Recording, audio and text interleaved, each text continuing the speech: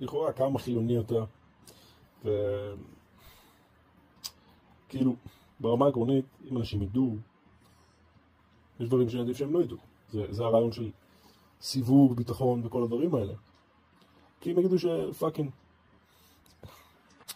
אין פרדטור בעצם, שזה סרט מדע בדיוני.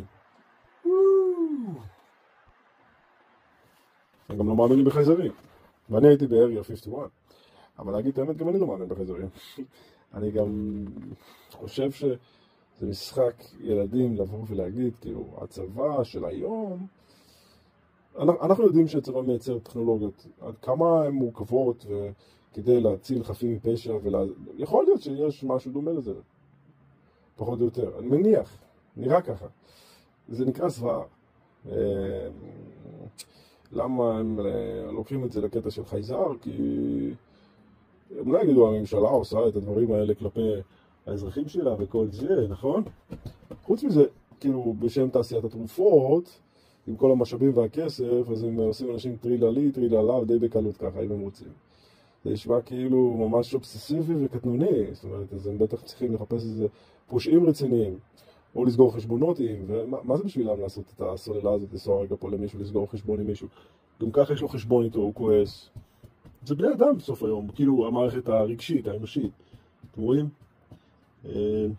אפשר לדבר על זה ולקשקש על זה, ויש מי שיאמין, ויש מי שיחשוב שזה קונספירציה, ושחרטה, וזה מדע בדיוני, ויש מי שמגן לעצמו, ויש מי שחושב שהוא מוגן בידי המדינה, ויש מי שחושב שזה לא חשוב, לא חיוני, זה לא משנה, אם רוצים להגיע אליו, יגיעו אליו, אם לא, ויש מי שחושב שהוא צריך לעשות דברים כסדרם, בצורה תקינה, בצורה הכי טובה, ואז דברים גם ככה נראים טוב, ואז הוא מועיל במשהו, וזה, אני חושב שזו התשובה.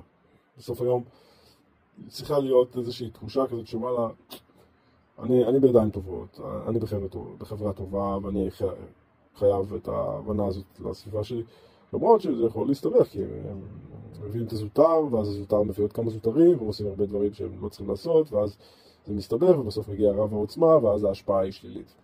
למה? כי מי שניהל את זה לא היה בדרגה הנכונה לנהל את זה כמו שצריך, ואנחנו רואים את זה הרבה בסרטים, אנחנו אומרים, הוא כל כך לא האיש המתאים, ובכל זאת, shit happens. אז כמה מזה נמנע וכמה זה לא נמנע, בהתאם לאיזה סוגיות אנחנו כממשלה מנסים לפתור, ומה הכוח של הממשלה בעצם, ומה היא חושפת ולא חושפת, והאם היא סוגרת חשבונות, עד כמה היא סוגרת חשבונות, נבוא ראש בראש עם כל אחד,